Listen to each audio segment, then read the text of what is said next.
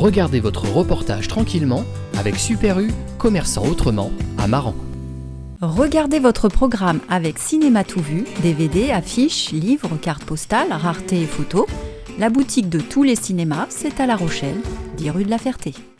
Bon Gabriel, merci déjà de nous avoir accordé cet entretien pour Actu La Rochelle au Nice TV. Dans un premier temps, j'ai envie de te demander comment tu vas ? Je vais très bien, merci. Ça va très bien, très heureux d'être là, très heureux d'être retour sur La Rochelle. Donc voilà, tout va très bien pour moi.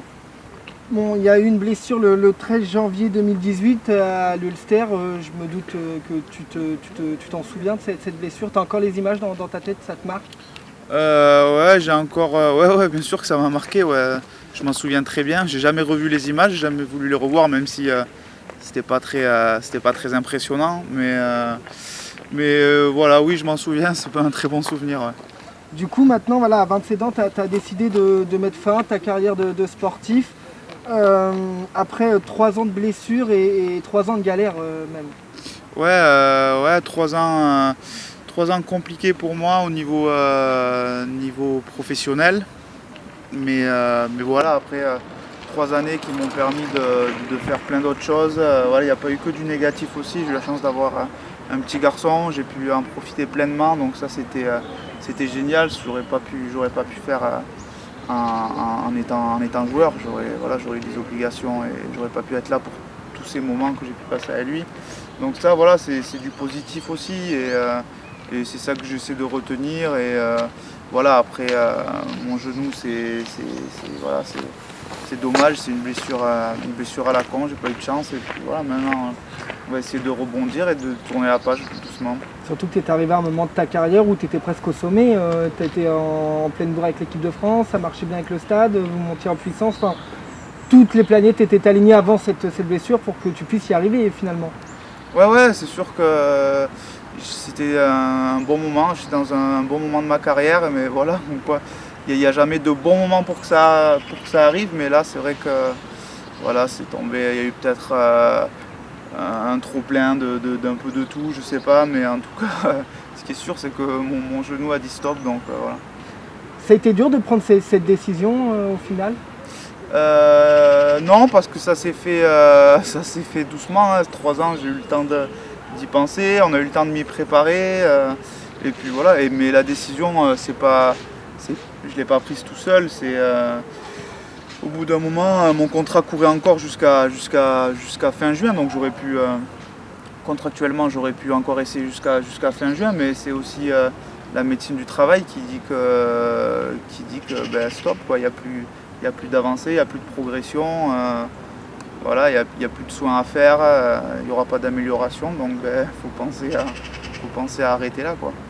Justement, est-ce que quelque part c'est pas un soulagement de dire stop après tous les 3 ans de galère que tu as vécu ? Est-ce qu'à un moment donné c'est pas aussi un mal pour un bien de dire stop, c'est bon, on finit de galérer et on repart sur autre chose ? Si, ça m'a fait du bien de l'annoncer là, ça a fait beaucoup de bien même. J'ai l'impression d'avoir vraiment lâché un poids, je peux vraiment me tourner vers la suite de ma vie, vers ma reconversion professionnelle.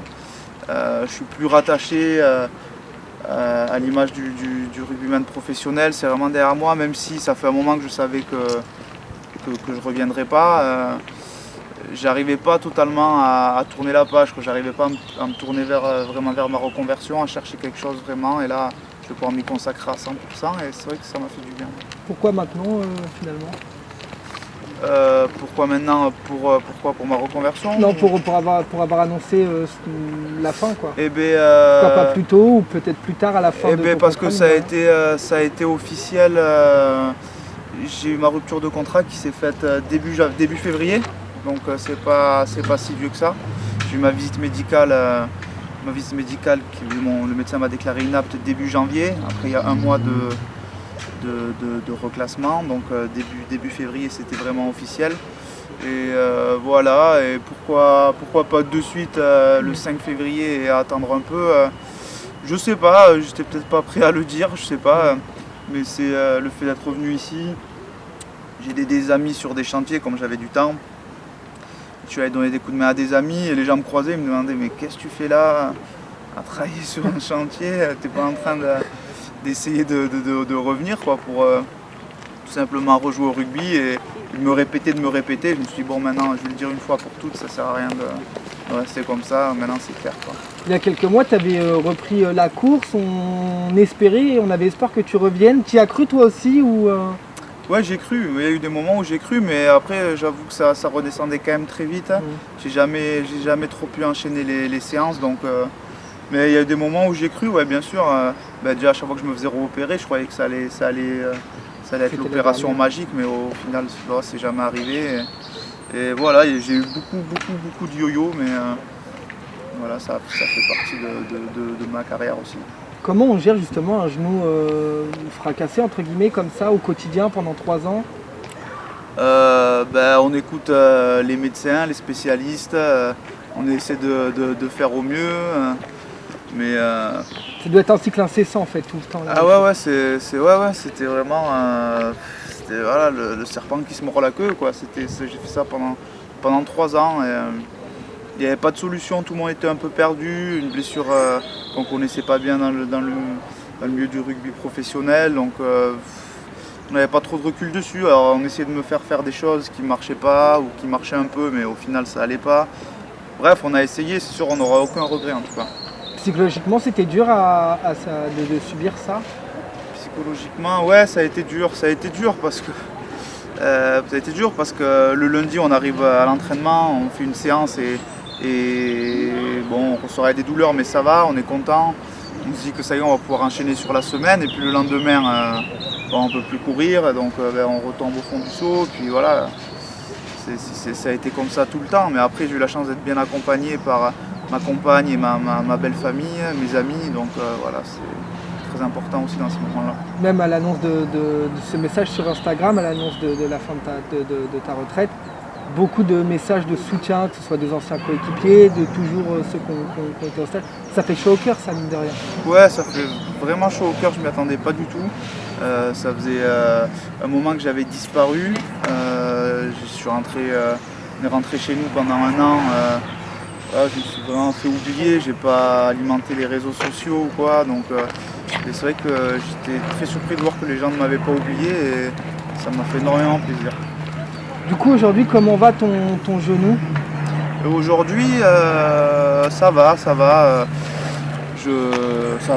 C'est pas fou, mais voilà, je suis toujours limité. Je peux pas faire ce que je veux, mais j'arrive à vivre normalement. Il y a des gens qui sont bien plus handicapés que moi, donc j'ai pas à me plaindre. Je peux avoir une vie normale. Tu vas garder des séquelles quand même à vie, mine de rien, ou même avoir des pourcentages en moins de ton genou, ouais. Ah oui, des séquelles, c'est sûr que j'en aurai à vie, c'est sûr. Voilà, on a commencé à en parler de prothèses, donc quand j'aurai l'âge, donc voilà, je vais serrer les dents jusque là et puis voilà, après on verra bien. S'il y a un miracle, tant mieux. Comment on se prépare à 27 ans à se dire voilà, on va avoir une prothèse à un moment donné à cause d'une blessure, comme tu disais au début, à la cranque en fait?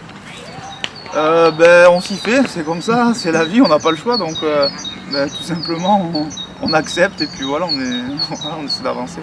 Du coup maintenant tu vas faire quoi? Quels sont tes prochains défis, tes projets d'avenir? Parce que tu restes encore jeune, 27 ans. Ouais, je reste encore jeune, ouais. C'est vrai que c'est peut-être plus facile à 25 ans qu'à 45 pour se reconvertir, c'est la chance que j'ai. Après, voilà, j'ai toujours privilégié le rugby et j'ai laissé les études de côté. C'est la grosse bêtise que j'ai faite, je me rends compte aujourd'hui. Bon, c'est trop tard, mais bon. Mais voilà, donc je repars de zéro, je vais voir avec les opportunités que j'aurai. Et puis s'il faut retourner sur les bancs de l'école, je vais retourner sur les bancs de l'école. Et voilà, malheureusement la reconversion que j'avais toujours que j'avais en tête depuis tout petit, elle n'est pas possible due à ma blessure au genou aussi. Donc, c'était quoi cette reconversion? Voilà. J'avais 2 rêves quand j'étais petit, être rugbyman professionnel et rentrer dans l'armée. Et donc voilà, j'ai eu la chance d'en faire un. L'autre, à cause de cette blessure, il tombe à l'eau, mais voilà, on va essayer de trouver autre chose. T'aimerais rester dans le monde du rugby quand même, mine de rien, ou vraiment tu veux couper complètement?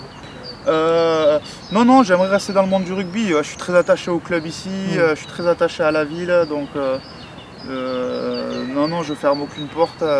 Rester dans le monde du rugby, pas forcément trop proche du sportif, mais Tu vas peut-être intégrer un staff, que ce soit au stade ou même ailleurs, peut-être à Puybereau ou des petits clubs comme ça. Staff, je sais pas, peut-être pas un staff, Ouais. non, c'est spécial ce milieu. Ouais. Donc, non, je laisse aux autres, il y a des gens bien plus compétents que moi pour ça. Donc voilà, non, je pense intégrer un staff, ça me plairait pas, je pense.